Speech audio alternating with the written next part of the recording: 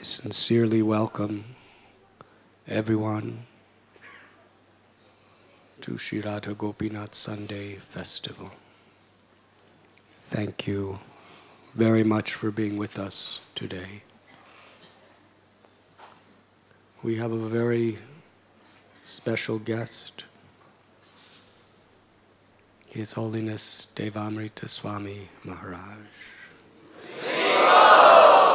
Maharaj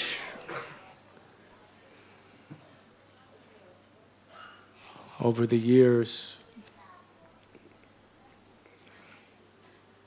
has manifested such a amazing, inspirational example of devotional service, love for his spiritual master, Krishna, and to the Vaishnavas. To speak and justify what I speak would take long, long time, but I will say a few words. Maharaj was one of the most instrumental persons in publishing Srila Prabhupada's books, working with the BBT during the lifetime of Srila Prabhupada himself.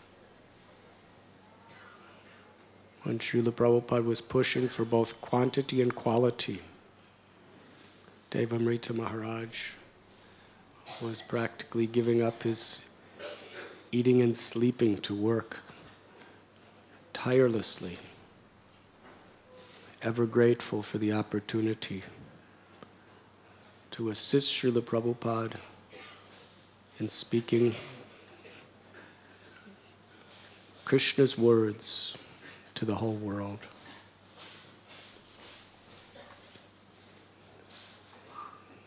And he did not perform this service in any way superficially. He really understood, realized Srila Prabhupada's compassionate nature.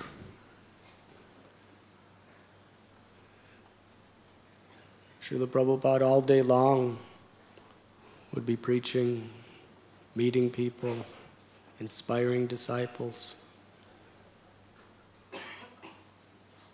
organizing, doing whatever was necessary to spread Lord Chaitanya's message all over the world. And for most of the night, while others were sleeping, he would translate and give purports to Srimad Bhagavatam, Chaitanya Charitamrita, Bhagavad Gita, and other such Vaishnava literatures.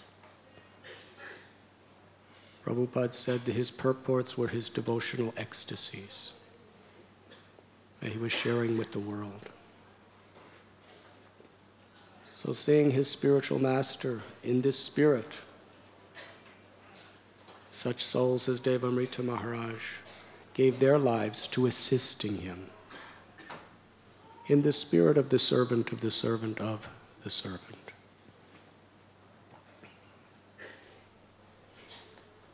After Srila Prabhupada went back to the spiritual world by the inconceivable arrangement of Krishna, Devamrita Swami Maharaj organized the distribution of books. Not only personally, but inspired people with such unbelievable enthusiasm that at one time, a tiny little country, I think it was Norway, with only a few devotees. Was it Norway? Norway, just a few devotees in one of the coldest parts of the world. Some of you go to Delhi and you think, oh, how cold. Go to Norway and see how cold it is in the winter there. It's very close to the Arctic Ocean. And in a place like that, small country, small population, few devotees in the temple, absolutely Arctic winters, freezing, his temple, one year, was the largest book distributors in the whole world.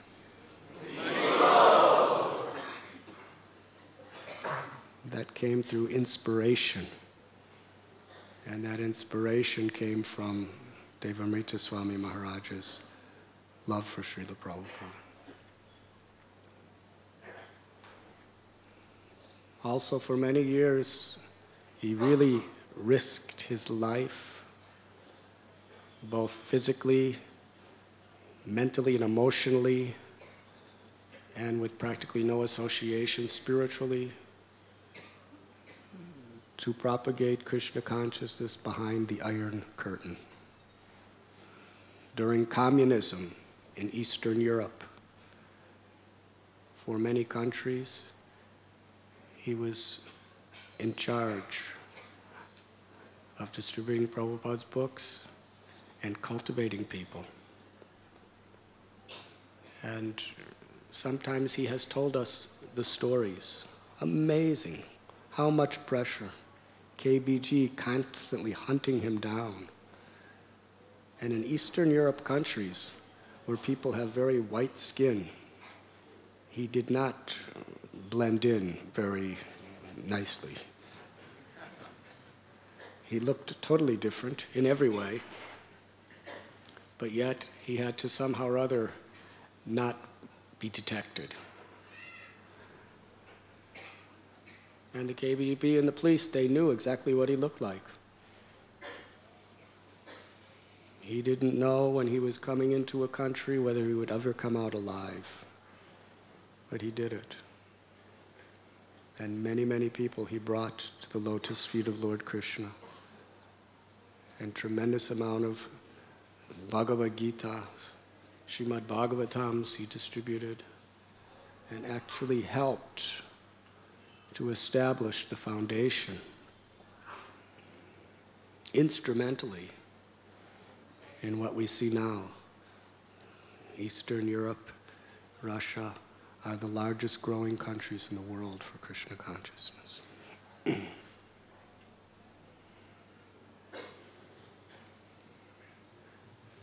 Previous to being a devotee, he was a graduate of Yale University, where George Bush graduated from Yale University. And his father, the other George Bush, graduated from Yale University. I believe historically more presidents of the United States graduated from Yale University than any other place. It's a very powerful college, one of the top schools in the world. Dovetailed his propensities in amazing preaching, writing of several books which are being distributed all over the world. And he's especially focusing on a principle that Srila Prabhupada himself focused on so much. Presenting Krishna consciousness in a way that will attract the hearts of people in general. And he very expertly, by taking contemporary issues that people in the world are pondering,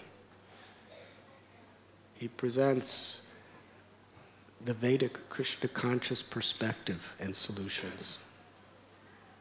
Very powerful and very effective. In places like New Zealand, Australia, and other parts of the world, he has started different programs, very, very creative, of loft programs. Very lofty programs, actually. Very simple, just a medium by which especially young, intelligent people could come in an atmosphere that doesn't appear to be religious, but appears to be educational, and where they can have heart-to-heart discussions and gradually be cultivated. And in these countries, more people are becoming full-fledged, dedicated Vaishnavas through this type of innovative preaching than any other way.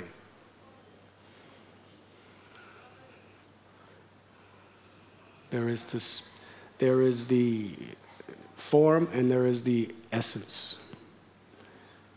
The purpose of the form of any spiritual practice is to help us to realize and understand the essence. The essence is to transform people's hearts from chasing after material illusions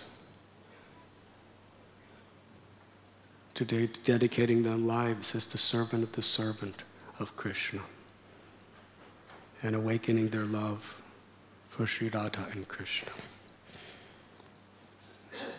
Maharaj is a man of essence, and we are so grateful that he is with us today.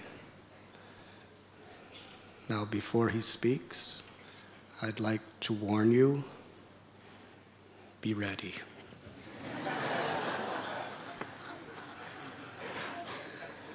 Let us very loudly and very enthusiastically welcome His Holiness Devamrita Swami Maharaj.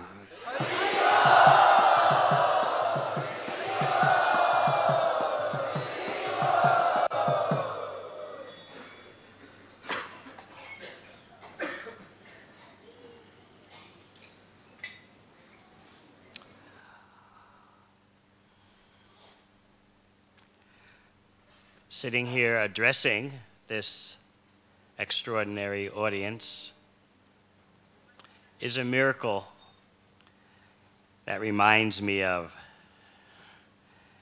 Sri Madhavendra Puri's devotional service. Lord Chaitanya would derive great enlivenment talking about the devotional service of Sri Madhavendra Puri. A devotee means devotional service. And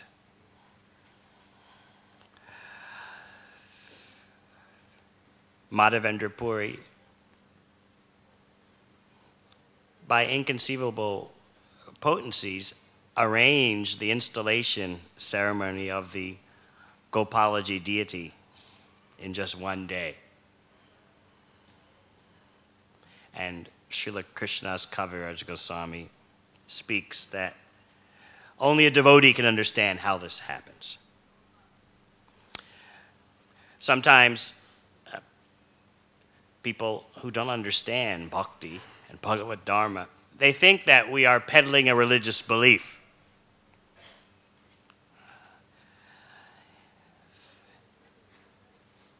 And quite a few persons are afraid. I don't want to become a true believer. Not simply Westerners, but also people from India that are studying abroad, as well as people from India that are studying in India.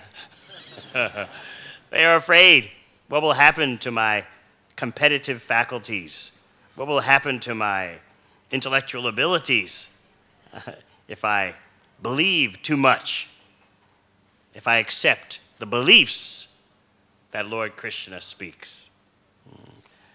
I could diminish in my capacities at my workplace or at my place of study, all for adopting a religious belief which will give me comfort and make me feel emotionally secure, but practically this belief has no basis in scientifically verifiable reality. How much of reality is scientifically verifiable according to science as ordinarily known? You are conscious entities. You've all made a conscious choice to come here, and with your consciousness, you are aware of the glorious atmosphere here. But there is no technological instrument, there's no scientific device that can directly detect your consciousness. Simply, I have to assume that because I'm conscious, then you must be conscious also. So how much of reality is detectable by science as it is now? Lord Krishna is also speaking science in that Lord Krishna gives you the techniques, the laboratory procedures for verifying what he's saying. This is a point I have to constantly make because people are often afraid of religious beliefs. They feel that religious beliefs cause stress, strife, fighting, wars. Wouldn't the world be a better place without religious beliefs? Or if you have a religious belief that makes you feel good, just keep it to yourself.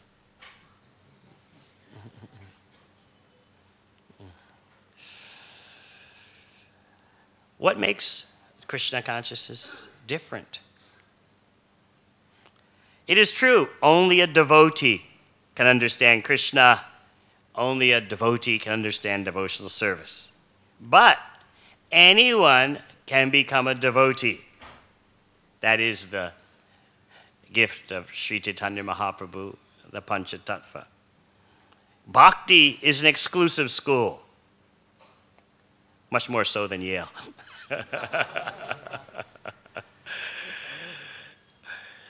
But anyone can go to the exclusive school of bhakti. That is the difference.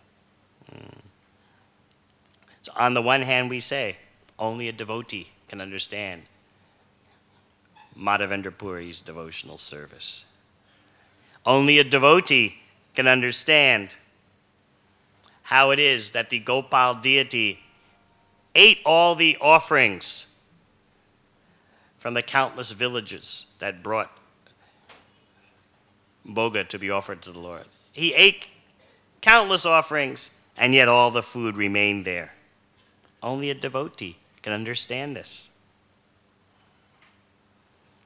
Even apparently an ordinary activity as eating, when done by the Supreme Lord, that can only be understood by a devotee. How it is that although the Lord's not hungry, he eats the offerings of his devotees. And although he does eat the offerings of his devotees, he remains the same. There's no difference before or after, because the Lord is complete in of himself. Only a devotee can understand these things. Srila Prabhupada has commented that just as Sri Madhavendra Puri organized the installation of the Gopalaji deity in one day, similarly, Arjuna and Krishna were victorious in the battle of Kurukshetra in 18 days. Similarly, Srila Prabhupada was reflecting, it had been 5 years since he had begun his preaching, the distribution of Krishna consciousness outside of India. And he said, in 5 years, Hare Krishna has spread all over the world like wildfire. What was his analysis of these three situations? Sri Madhavendra Puri's devotional service in arranging the installation ceremony for the Gopalaji deity in one day, Arjuna and Krishna winning the battle of Kurukshetra in 18 days, and the spreading of bhakti all over the world in 5 years.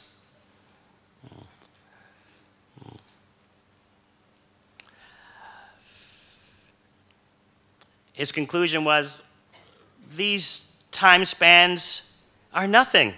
Krishna could do it all almost instantly. Why 5 years to spread the Hare Krishna mantra all over the world? It could happen in 5 days. Only a devotee can understand this. Mundane time limitations have no legislation. They don't bind in the realm of bhakti. Often we hear from the Shastra, it is predicted that bhakti, Krishna consciousness, will inundate the whole world. Lord Chaitanya and his associates, the more they dance, the more the whole universe is flooded with the love of Krishna. We may hear these things and think maybe this is some kind of enthusiastic talk meant to inspire us. The whole world be Krishna conscious. We might think it's naive talk from the early days of Srila Prabhupada's mission, when devotees were young and inexperienced. In Australia, devotees were telling me that they were so confident in the early 80s that they had already picked out amongst themselves who would be the prime minister, who would be the minister of defense, who would be the minister of treasury. They were so confident. Now, shall we look back on that attitude and say, oh, they were so inexperienced, unrealistic. They partook of this religion which got them all enthusiastic and their heads became big. The fact is that throughout Srila Prabhupada's books, there are these statements that, yes, this Krishna consciousness will cover the whole world. Srila Prabhupada himself said his disease was that he never thought small. That was his disease. Ever since he was a little boy, he's always making big plans. So what about this feeling of inevitability, destiny? Other religions, they may say that they will prevail. Is there any difference when Krishna Bhaktas say that Krishna consciousness will prevail? Maybe it's just all that kind of enthusiastic talk like you're cheering for your favorite sports team. Our team will win, our team will win. What is the difference? The difference is profound knowledge of the Supreme Personality of Godhead. The goal of religion is one, to love God. But there are different levels of understanding God. Now is the time in the world for the deepest understanding of the Supreme Lord to be known everywhere. Now is the time for everyone in the world to experience the most dynamic, practical perception of the Supreme Lord through chanting and dancing the Hare Krishna mantra, tasting food offered to the Lord.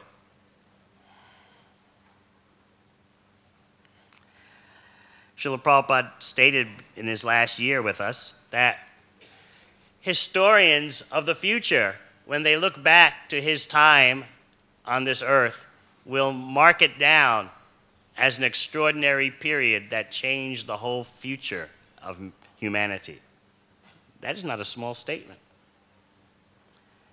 Now, some may say, oh, this is just talk meant to inspire the disciples.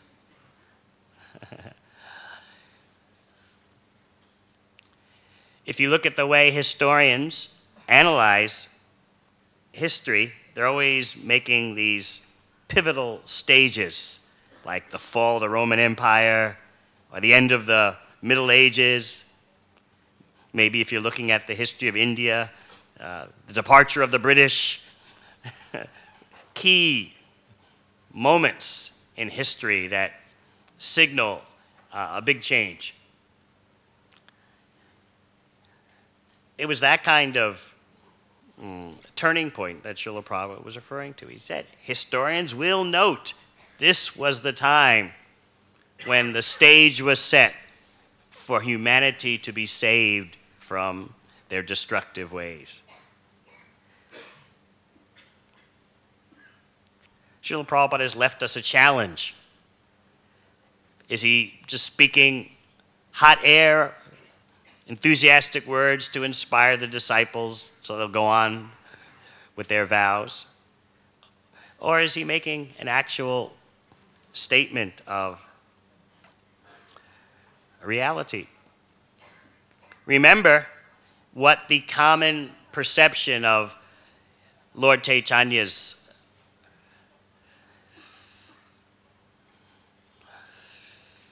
the predictions that Lord Chaitanya's movement would spread in every town and village. How was that thought of before Srila Prabhupada's departure from India to the West? So many great sadhus and Vaishnavas, honest godbrothers of Srila Prabhupada, later commented that famous statement, Lord, that in every town and village, the Lord's name will be heard. They said this was like poetry just to inspire us. Or, at best, it meant every town and village in India.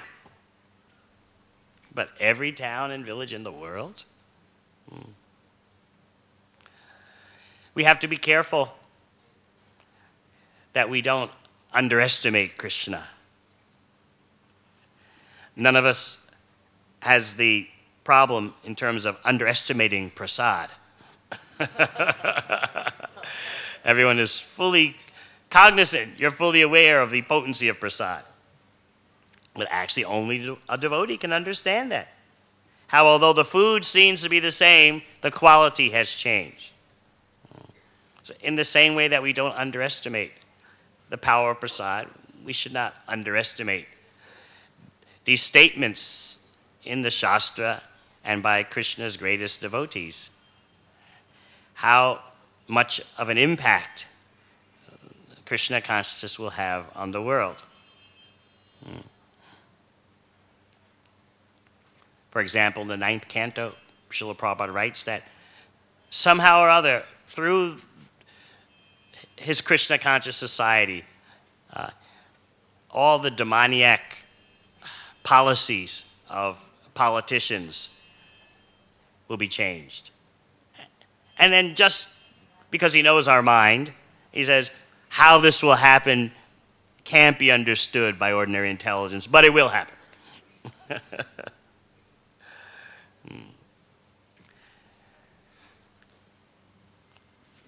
The real question still remains the same. Who will be the instrument in all this? Nimitta matram bhavya savyasachi. O Savyasachi, Arjuna, you can only be an instrument in this fight. The whole arrangement for victory has already been done by me. As we approach Lord Nityananda's appearance day, we can start to reflect on how Krishna can do the impossible through his devotees. In fact, he relishes doing the impossible through his devotees, because that adds to the glories of devotional service when the devotees apparently do even more than the Lord himself. In this way, Krishna is the best establisher of the glories of devotional service, because he arranges that the devotees can even exceed what he does in his manifest appearance. This is how kind and merciful Krishna is upon us to inspire us in devotional service.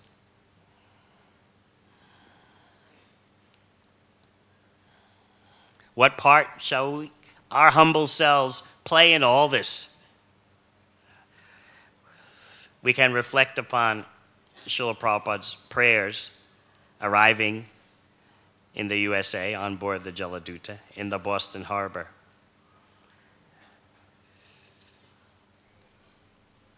First, he's saying, what am I doing here? Why am I here in such a place? That we all can understand. Why such an extraordinary devotee, saintly person, so intensely dedicated to the words and order of his spiritual master? Still, why is he there? But then he says, Krishna, you must have some business here. That's why I'm here as your devotee, because you have some business here. You have some interests here. Therefore, I'm here. That's obviously the reason. Just see the thick and thin relationship. So you have interest here. I'm here. That's the way it is. We can look at the reality, or shall we say, the realism of Srila Prabhupada. He didn't, so to speak, have his head in the clouds and not aware of the situation around him. He said, look at the situation. Look at the degradation of the people. Look at the passion and ignorance everywhere. How will these people ever be Krishna conscious? Looking out at Mumbai now, we could come to the same conclusion. Some years ago, I spoke about how airlines magazines, in order to inspire travelers to visit, to fly to Mumbai and visit, they have crowned Mumbai as the molten epicenter of hedonism in Asia. It's like a volcano as an epicenter from which all the lava shoots out. So similarly, Mumbai is that place in Asia from which all the molten lava of hedonism explodes. Come visit.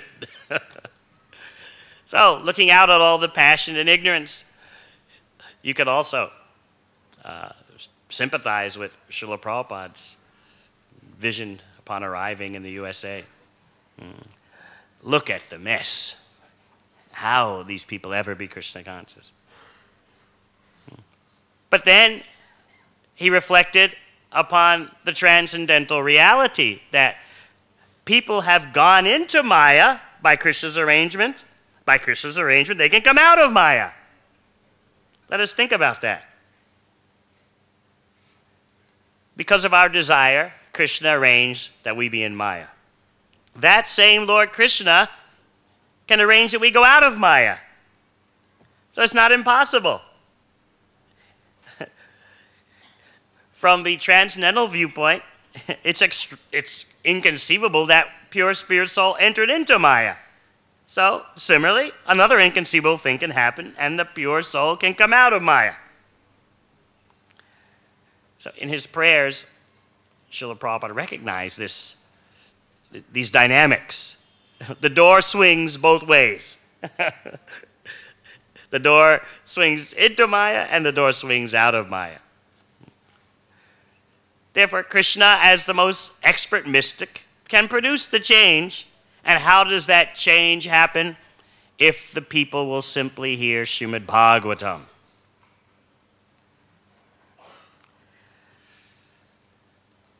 Hearing the message of Bhagavad Dharma will produce the change in the heart.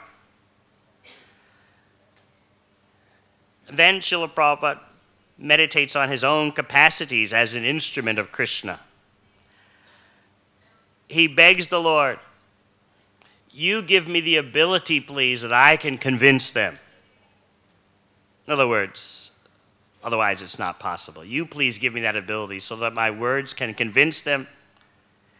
You please give me the ability that my words will be suitable for their understanding. And by your causeless mercy, you please give me the ability that my words will become pure.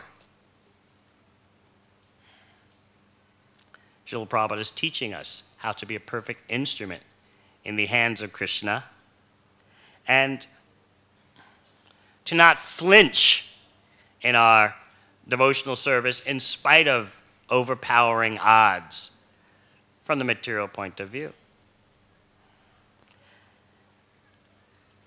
One final point I'd like to comment on that Srila Prabhupada makes is he says, I desire that they come out of Maya.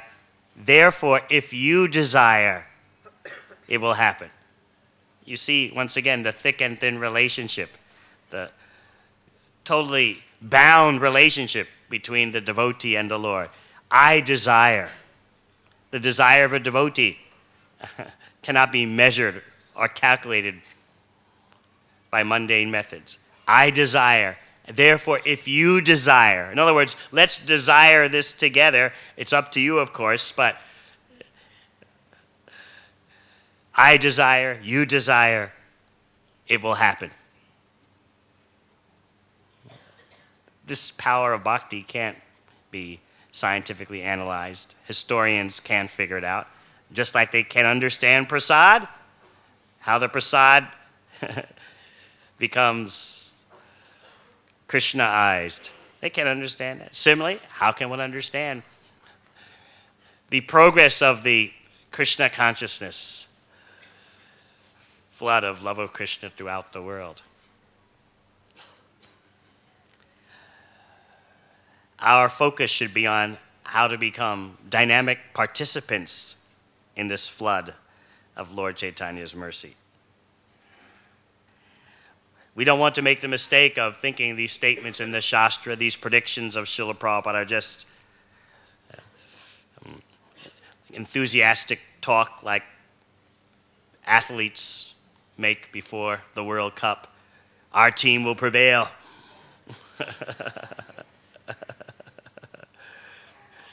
We will defeat Australia in cricket. It's not that kind of talk. The talk is based upon the reality that Krishna is the Supreme Personality of Godhead, the reality of the power of devotional service. Both the Lord and devotional service, and also the devotee, are outside the realm of mundane calculation. That will be demonstrated. Srila Prabhupada was confident of that. Historians will note this time when humanity was delivered from destruction. And often, when he would speak like that, he would conclude by saying, how it's going to happen can't be understood by mundane intelligence. He would concede that point. We want to become dynamic participants in this plan. We want to be an instrument in this plan. And then, by becoming a willing participant, we'll get insight into how things are happening.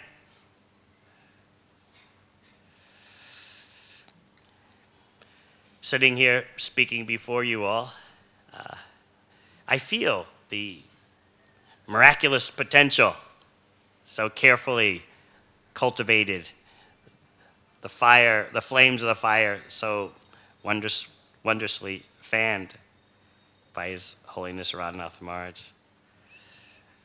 One can feel the miraculous potential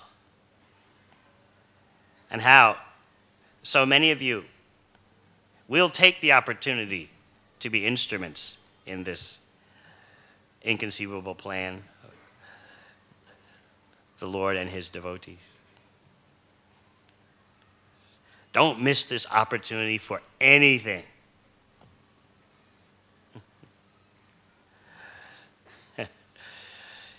Maharaj was speaking very lavishly of our tiny, youthful efforts. When looking at the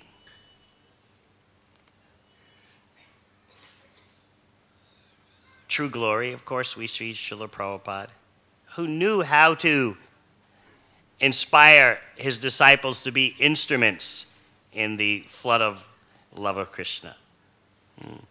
He knew how to keep everyone jumping to a higher level, how to always make Krishna consciousness the greatest opportunity in the world, an opportunity you wouldn't want to miss for anything. You all have that opportunity now. Please, I beg you, don't pass it by for anything. According to your lifestyle, your situation of living in this world, somehow or other, become a dynamic part of this plan by Lord Chaitanya, that everyone gets a chance to be Krishna conscious, to the extent that you will see a major change in the world that future historians will record. Just like historians talk of the fall of the Roman Empire, or the rise of this empire, the fall of that empire. They consider these periods to be momentous. It is in that vein that Srila Prabhupada said, in the future, people will look back and notice the period in which his society, his ISKCON society, spread throughout the world. And indeed, the whole course of the world was changed. So once again, finally, we're scratching our heads. Sounds great, but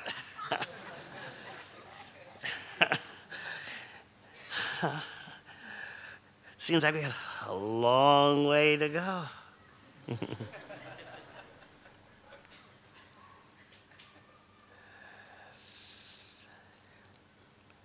Because we can't enter into this reality with our material intelligence. It won't get us into the door of the laboratory.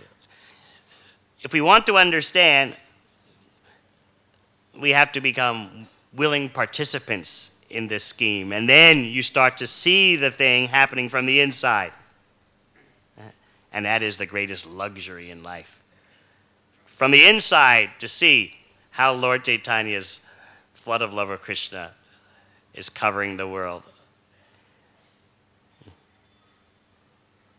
Finally, this is about the fourth time I've said finally, excuse me.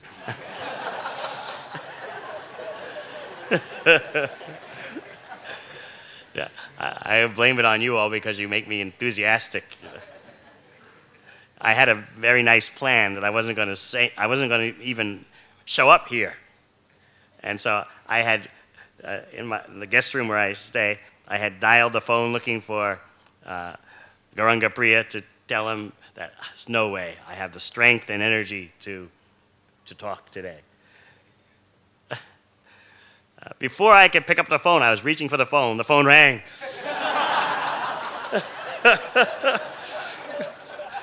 And it was Maharaj's trusty servant, Damodar Dulal. Oh, Radhanath Maharaj would like that both you and he, that you'll speak today.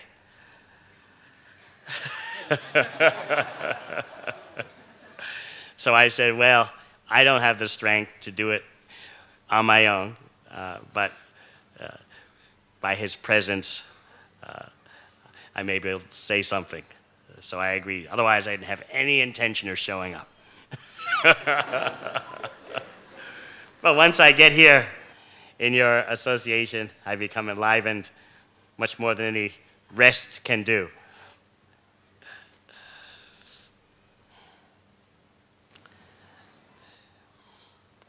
Even though I said finally for the fourth time, I think this will be finally.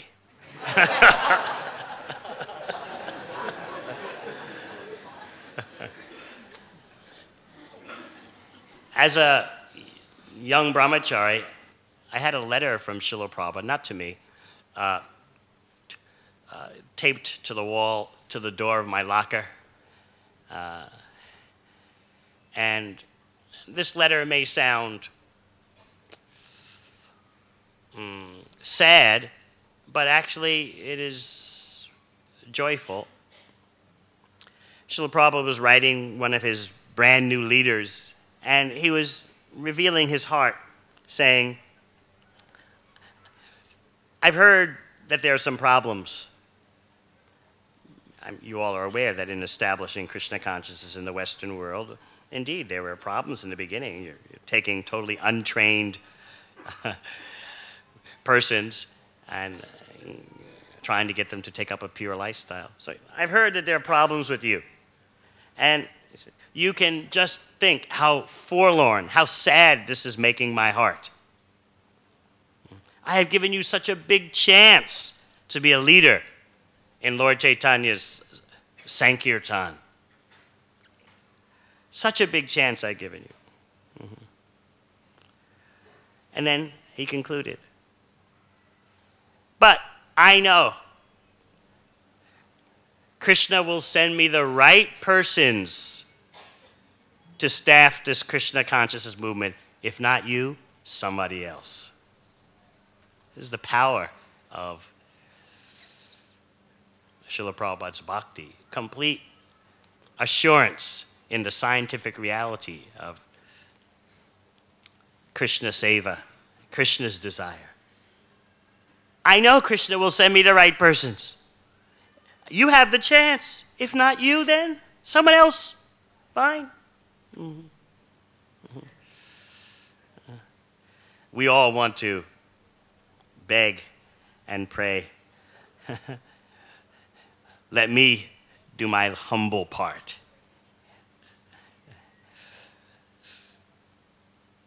That will be the greatest luxury and wealth that can ever come upon us in life. Hare Krishna.